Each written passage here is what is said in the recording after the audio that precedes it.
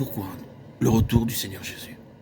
La venue du Seigneur est très communément envisagée comme un événement, quelque chose qui va se produire à un moment donné, comme un point d'un programme. Juste un événement qui aura lieu un jour. Bien entendu, dans toute l'acceptation du terme, c'est vrai. Mais il est plus important que nous sachions pourquoi cela doit avoir lieu, pourquoi il reviendra. Soyons lucides. Dieu pourrait accomplir presque toutes les choses associées à la venue du Christ sans sa venue effective. Par exemple, si c'est la question de prendre les chrétiens et de les amener au ciel, il pourrait le faire sans que Christ vienne nous chercher. Et il y a bien d'autres choses semblables que Dieu pourrait faire directement et tout à fait indépendamment. Mais les Écritures nous montrent que toutes ces choses sont liées avec la venue personnelle de Christ et centrées dans cette venue. Et c'est ce fait-là qui donne lieu à la question. Pourquoi doit-il en être ainsi? Pourquoi doit-il être question que Christ revienne? La réponse se trouve réellement dans tout ce que nous avons dit dans les audios précédents. Le retour du Seigneur est simplement la consommation de tout cela, réalisé par lui-même.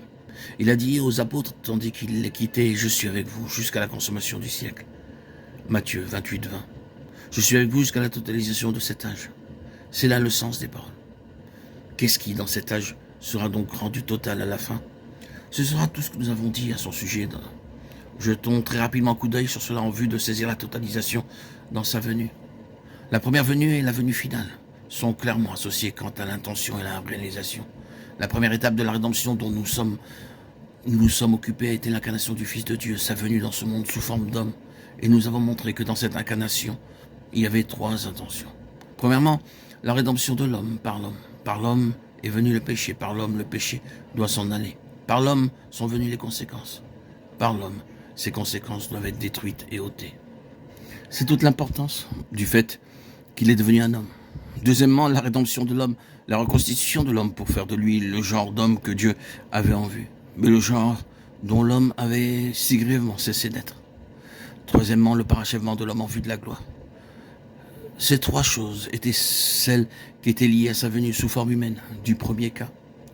La deuxième phase a été sa vie terrestre, nous étant ici-bas depuis la naissance la prime enfant jusqu'à l'état d'homme fait et la pleine maturité, ayant traversé tout test, toute épreuve possible, et subi en plein les feux de toutes ces épreuves jusqu'au dernier moment sur la croix, où l'intensité de ces feux fut 7 fois plus élevée.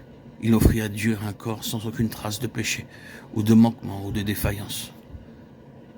Tu m'as formé un corps, a-t-il dit, Hébreux 10, 5, ayant traversé toute espèce possible d'épreuve. Il offrit en retour ce corps à Dieu, sans aucune tâche, sans aucune perte de caractère spirituel. Il offrit en retour ce corps à Dieu, tel un holocauste, un sacrifice entièrement consumé.